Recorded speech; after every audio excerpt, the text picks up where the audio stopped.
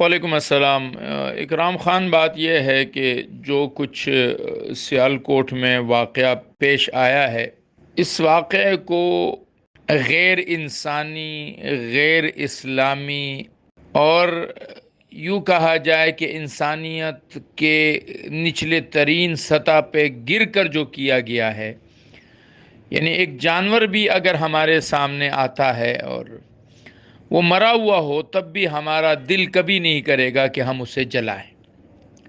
جا کے ایک زندہ انسان کو اس طرح سے جلایا گیا۔ پہلی بات کہ کسی بھی شخص کو،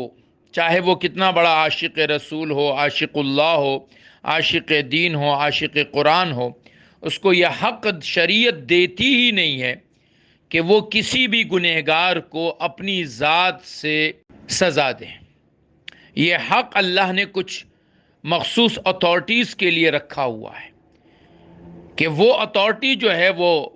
سزا دے گی۔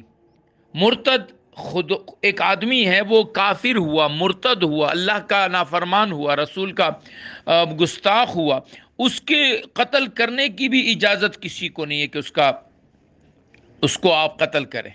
جبکہ احادیث صریحہ میں موجود ہے کہ اس کو قتل کریں، لیکن یہ قتل کرنے کا حق ہر آدمی کو نہیں ہے۔ حضور اکرم صلی اللہ علیہ وسلم کے پاس ایک مرد آیا کہ جی یا رسول اللہ، میں اگر اپنی بیوی کے پاس کسی کو پالوں تو کیا میں اس آدمی کو قتل کروں؟ آپ نے فرمایا نہیں، جب تک آپ کے پاس گواہ نہیں ہوں گے آپ کے لیے اس کو قتل کرنے کی اجازت نہیں ہے۔ تو جب آپ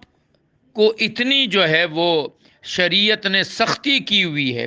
کہ سزا کا حق آپ کو دیا ہی نہیں ہے، تو پھر آپ کون ہوتے ہیں کہ آپ اٹھ کے کسی آدمی کے بارے میں یہ فیصلہ کرے کہ یہ آدمی جو ہے اس کو مرنا چاہیے، اس کو ہمیں مارنا چاہیے؟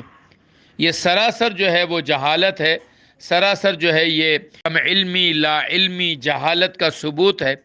اور پھر نبی علیہ الصلاۃ والسلام نے فرمایا کہ آگ کا عذاب جو ہے وہ اللہ کے سوا کوئی دے نہیں سکتا، تو اللہ کے علاوہ اگر عذاب ہے آگ کا تو یہ تو کسی کو حق ہی نہیں ہے، کس طرح سے آپ جلا سکتے ہیں کسی انسان کو؟ تو لہٰذا یہ بہت ہی ایک غلط عمل ہوا ہے، اس کی جتنی بھی ہم مذمت کریں وہ کم ہے۔